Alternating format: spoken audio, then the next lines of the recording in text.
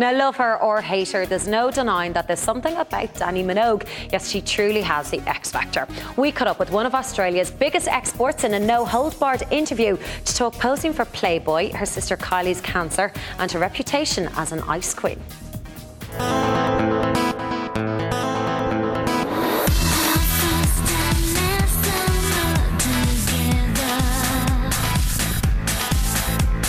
Well, Dannii, it is a pleasure to have you on Xposé because we've never had you on it before. I know, thanks for having me. Hi, everyone. And of course, you know, obviously Louis spoke so highly of you. We've heard all about you, and finally we get to sit down and have a chat about everything.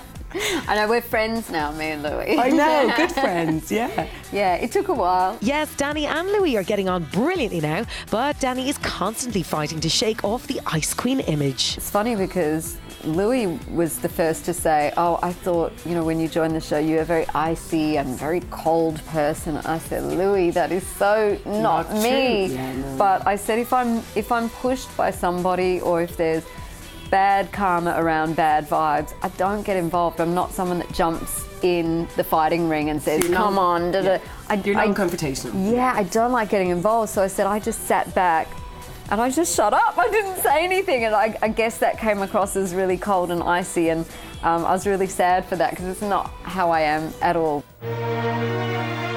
Dannii's Warts and All book examines every aspect of her life, the highs and the lows. So let's talk about one major one that had everyone talking back in 1995, that Playboy shoot. That magazine, Playboy, is normally seen as exploiting women, but they give everybody complete control about what they want to do for the photo shoot.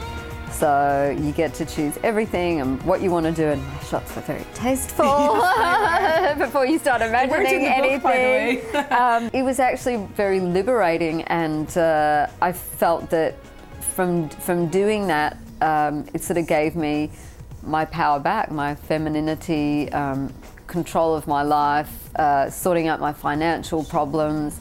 And so I look at it in a really positive light. The book explores her marriage breakups, her constant comparisons to Kylie, her fame and her flounder. But has she ever felt there was elements of her life that were way too private to open to the public? I knew it was going to cover some rough terrain, and I thought the only way to really do it properly is to really jump in. And one sad element of her life that she talks very candidly about is her sister Kylie's battle with cancer. It's a very tough thing to deal with, cancer, and unfortunately there's a lot of people that have had to deal with it, whether they've had it themselves or their family or friends have had it. And being someone very close but feeling totally helpless is really hard. And I don't know, in a way it brought out the best in us because it was a tough time. But I mean, my sister, I can honestly, hand on heart, say the whole time she had her treatment, I never once heard her complain.